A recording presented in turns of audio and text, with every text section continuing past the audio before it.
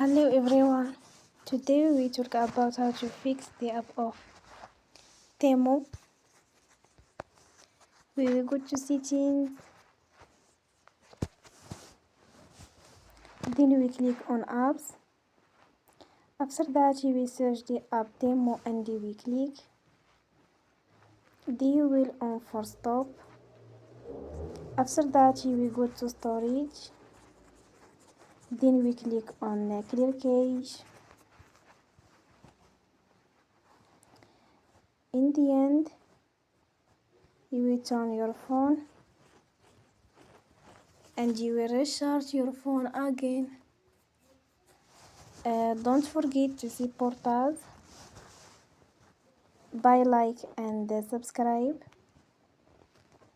See you next time and thank you for watching.